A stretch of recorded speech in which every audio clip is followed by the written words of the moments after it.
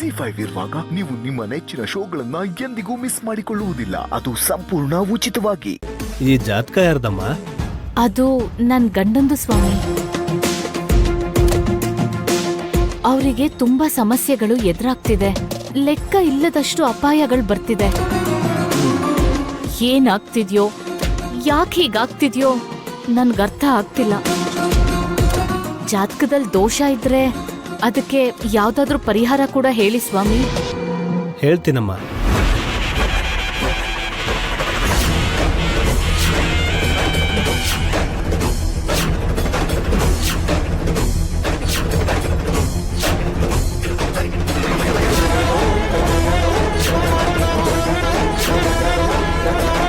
ಅಮ್ಮ, ನೀವು ಭಯ ಪಡ್ತಿರೋ ಹಾಗೆ, ಅನುಮಾನ ಪಡೋ ಹಾಗೆ ಈ ಜಾತಕದಲ್ಲಿ ಯಾವ ತರದ ಗಂಡಾಂತರನು, ಯಾವ ತರ ದೋಷ ಆಗ್ಲಿ ಇಲ್ಲ.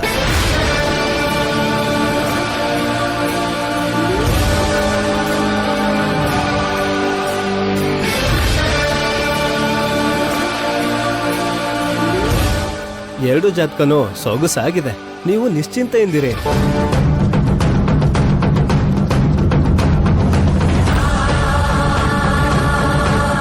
ಸ್ವಾಮೀಜಿಗಳೇ, ಇನ್ನೊಂದು ಸರಿ ನೋಡಿ ಹೇಳಿ, ಯಾವ ದೋಷಗಳು ಇಲ್ಲ ತಾನೇ? ನನ್ನ ಬಗ್ಗೆ ನಿಮಗೆ ಗೊತ್ತು ಅಲ್ವಾ? ಈ ಜಾತಕದಲ್ಲಿ ಯಾವುದೇ ದೋಷ ಇಲ್ಲ. ತುಂಬಾ ಅದ್ಭುತವಾಗಿದೆ. ಚಿಕ್ಕ ಚಿಕ್ಕ ಸಮಸ್ಯೆ ಬಂದ್ರೂ ಅವುಗಳು ಕ್ಷಣದಲ್ಲೇ ಕಳೆದು ಹೋಗುತ್ತೆ ಹೊರತು ಶಾಶ್ವತವಾಗಂತೂ ಇರೋದಿಲ್ಲ. ಅದಕ್ಕೇನೆ ನಿಮ್ಮ ಮನಸ್ಸಲ್ಲಿರೋ ಭಯನ ಮತ್ತೆ ಅನುಮಾನನ ಇಲ್ಲೇ ಬಿಟ್ಟು ಸಂತೋಷವಾಗಿ ಹೋಗ್ಬನ್ನಿ. ತುಂಬಾ ಸಂತೋಷ ಸ್ವಾಮಿಗಳೇ. ಏನೇನೋ ಅನುಮಾನದಿಂದ ಇಲ್ಲಿಗೆ ಬಂದೆ. ಆ ಅನುಮಾನ ಎಲ್ಲ ಪರಿಹಾರ ಆಗೋ ಹಾಗೆ ಮಾಡಿದ್ರಿ. ಹೋಗ್ ಬರ್ತೀವಿ ಸ್ವಾಮಿ.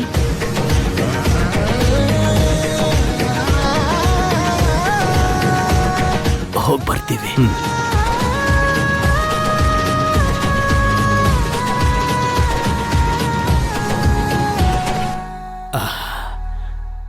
ಅಮ್ಮ ಭಾಗ್ಯ, ನೋಡ್ದ್ಯಾ ಜಾತಕದಲ್ಲಿ ಗಂಡಾಂತರಗಳು ದೋಷಗಳು ಇದೆ ಅಂತ ಎಷ್ಟು ಹೆದರ್ಕೊಂಡಿದ್ಯಮ್ಮ. ಅಂಥದ್ದೇನೂ ಇಲ್ಲ ಅಂತ ಬಹಳ ಸ್ಪಷ್ಟವಾಗಿ ಅವ್ರು ಹೇಳ್ಬಿಟ್ರು. ಇನ್ನು ಮಿತ್ರನ ಜಾತಕದ ಬಗ್ಗೆ ನಿನ್ನ ಮನಸ್ಸಲ್ಲಿ ಏನೂ ಇಟ್ಕೋಬೇಡ, ಸರಿನಾ?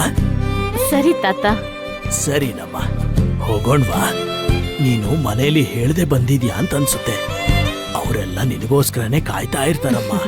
ಆಯ್ತು ತಾತ. ಬಾಮ್ಮ. ಭಾಗ್ಯ ನಮ್ ಸ್ವಾಮಿಗಳ ಹತ್ರ ಹೋಗ್ಲಿಲ್ಲ ಅಂದ್ರೆ ಬೇರೆ ಯಾರ ಹತ್ರನೂ ಹೋಗಿದ್ದಾಳೆ ಅಂತ ಅರ್ಥ. ಇಷ್ಟೊತ್ತಿಗೆ ಮಿತ್ರ ಜಾತಕದ ಬಗ್ಗೆ, ಜೀವನದ ಬಗ್ಗೆ ಪೂರ್ತಿ ಭಾಗ್ಯಂಗೆ ಗೊತ್ತಾಗಿರುತ್ತೆ.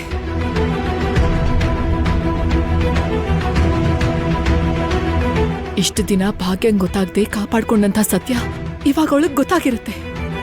ಇನ್ನು ಭಾಗ್ಯನ್ ಜಾತಕದ ಪ್ರಭಾವ ಮಿತ್ರನ್ನ ರಕ್ಷಣೆ ಮಾಡಲ್ಲ. ಭಾಗ್ಯಗೆ ಸ್ವತಃ ಯೋಚನೆ ಮಾಡೋದು, ಸ್ವತಃ ನಿರ್ಧಾರ ತಗೊಳ್ಳೋದು ಹೆಚ್ಚಾಗಿದೆ ಅಕ್ಕ. ಮೊದ್ಲೇ ಸ್ವಲ್ಪ ಬುದ್ಧಿ ಬರೋ ಹಾಗೆ ಕಿವಿ ಹಿಂಡಿದಿದ್ರೆ ಈಗ ಇಂಥ ಸ್ಥಿತಿ ಬರ್ತಿರ್ಲಿಲ್ಲ. ಏನೋ ಗೊತ್ತಿಲ್ಲೇ ಮಾಡಿರ್ತಾಳೆ. ಸುಮ್ನೆ ಭಾಗ್ಯನ್ ಮೇಲ್ ಕೋಪ ಮಾಡ್ಕೋಬೇಡಿ. ಸಮಸ್ಯೆ ಎಷ್ಟು ದೊಡ್ಡದು ಅಂತ ನಿಮ್ಗೆ ಅರ್ಥ ಆಗ್ತಾ ಇಲ್ಲ ಅತ್ತೆ. ಭಾಗ್ಯನ್ನ ಯಾವ ಉದ್ದೇಶ ಇಟ್ಕೊಂಡು ಮಿತ್ರನ್ ಜೊತೆ ಮದ್ವೆ ಮಾಡಿದ್ವೋ ಇವಾಗ ಆ ಉದ್ದೇಶನೇ ನೀರಲ್ಲಿ ಹೋಮ ಮಾಡಿದ ತರ ಆಗೋಗತ್ತೆ.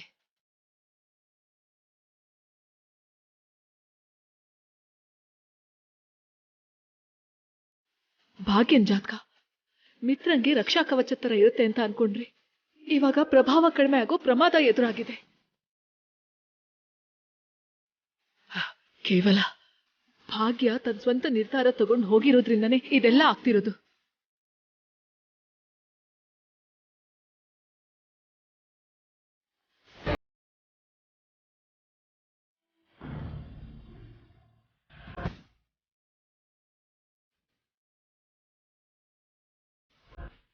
ಅಕ್ಕ,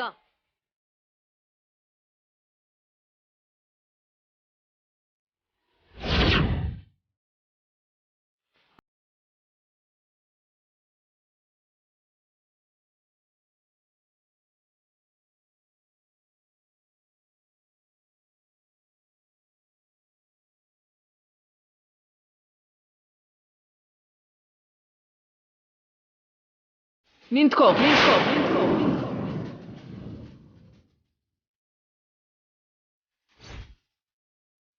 ಎಲ್ಲಿಗೆ ಹೋಗಿ ಬರ್ತಿದ್ಯಾ? ನಿನ್ನೆ ಕೇಳ್ತಾ ಇರೋದು, ಎಲ್ಲಿ ಹೋಗಿದ್ದೆ? ಅದು ಅತ್ತೆ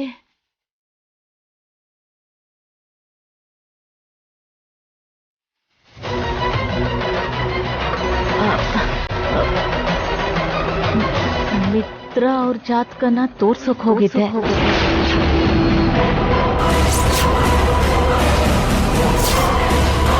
ಅಲ್ಲ, ಮಿತ್ರನ್ ಜಾತಕನ ನೀನ್ ಯಾಕೆ ತೋರಿಸಿದ್ದು? ಆ ಅವಶ್ಯಕತೆ ನಿಂಗೇನಿದೆ? ಅಂಥ ವಿಷಯಗಳನ್ನ ನೋಡ್ಕೊಳ್ಳೋದಕ್ಕೆ ನಾವಿದೀವಿ. ನಿನಗೆ ಯಾಕೆ ಭಾಗ್ಯ? ಅದೇನು ಅಂದ್ರೆ ಅತ್ತೆ, ಈ ಮನೇಲಿ ಏನೇ ನಡೆದ್ರು ನನಗ್ ಗೊತ್ತಾಗಿನೇ ನಡಿಬೇಕು. ಯಾರು ಏನೇ ನಿರ್ಧಾರ ತಗೊಂಡ್ರು ನನಗ್ ಹೇಳಿನೇ ತಗೋಬೇಕು. ಅಂಥದ್ರಲ್ಲಿ ನನಗ್ ಒಂದ್ ಮಾತನ್ನು ಹೇಳ್ದೆ ಇಂಥ ನಿರ್ಧಾರ ಎಲ್ಲ ತಗೋತೀಯ? ನಾನ್ ಹೇಳೋದನ್ನ ಒಂದ್ಸಲ ಕೇಳಿ ಅತ್ತೆ. ನೋಡು ಭಾಗ್ಯ, ನೀನು ಈ ಮನೆ ಸೊಸೆಯಾಗಿ ಈ ಮನೆ ನಿಯಮ ಏನು, ಮಿತಿ ಏನು ಅನ್ನೋದನ್ನ ತಿಳ್ಕೋಬೇಕು. ನೀನೇ ಎಲ್ರಿಗೂ ಹೇಳೋ ಸ್ಥಾನದಲ್ಲಿರ್ಬೇಕು. ಅಂಥದ್ರಲ್ಲಿ ನೀನೇ ಎಲ್ಲ ಮಾತು ಮೀರಿ ತಪ್ಪು ಮಾಡ್ತಿರೋದು. ಅಲ್ಲ, ನನಗೆ ಎಷ್ಟು ಧೈರ್ಯ ಇದ್ರೆ ಇಂಥ ವಿಷಯದಲ್ಲೆಲ್ಲ ನನಗ್ ಒಂದ್ ಮಾತು ಕೂಡ ಹೇಳ್ದೆ ನೀನೇ ನಿರ್ಧಾರ ತಗೋತೀಯ? ಮಾಮ್, ಒಂದ್ ನಿಮಿಷ. ಈಗ ಅವಳು ಮಾಡಿದ್ದಕ್ಕೆ ಇಷ್ಟೆಲ್ಲ ಬೈಯೋ ಅಗತ್ಯ ಇದೆಯಾ?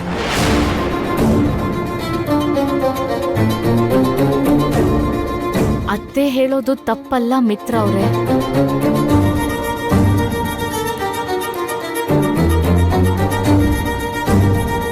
ಹೌದು ಅತ್ತೆ, ನೀವ್ ಹೇಳೋದು ನಿಜನೇ. ನಿಮ್ಗೆ ಹೇಳ್ದೆ ಹೋಗ್ಬಾರ್ದಿತ್ತು. ಆದ್ರೆ ಮಿತ್ರ ಅವ್ರಿಗೆ ಪದೇ ಪದೇ ಅಪಾಯ ಯಾಕಾಗ್ತಿದೆ ಅನ್ನೋ ಪ್ರಶ್ನೆ ನನಗ್ ಶುರುವಾದಾಗಿಂದ ನೆಮ್ಮದಿಯಿಂದ ಇರೋಕೆ ಆಗ್ತಿರ್ಲಿಲ್ಲ.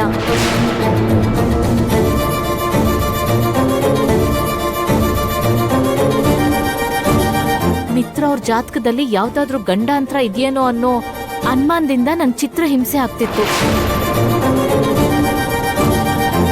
ನೀವ್ ನೋಡಿದ್ರೆ ಯಾರು ಆ ವಿಷಯದ ಬಗ್ಗೆ ತಲೆನೇ ಕೆಡ್ಸ್ಕೊತಿರ್ಲಿಲ್ಲ. ಅದಕ್ಕೆ ನಾನೇ ನೇರವಾಗಿ ಹೋಗ್ಬೇಕಾಗ್ ಬಂತು. ನಿಮ್ಗೇನು ಹೇಳ್ದೆ ಹೋಗಿದ್ ತಪ್ಪೆ. ಆದ್ರೆ ಹೋಗಿದ್ರಿಂದ ನನ್ಗೊಂದ್ ವಿಷಯ ಗೊತ್ತಾಯ್ತು. ಮಿತ್ರ ಅವ್ರ ಜೀವನದಲ್ಲಿ ಯಾವ ರೀತಿ ಅಪಾಯನೂ ಇಲ್ಲ. ಅದು ಗೊತ್ತಾದ್ಮೇಲೆನೆ ನನ್ ಮನ್ಸಿಗೆ ಸಮಾಧಾನ ಆಗಿದ್ದು.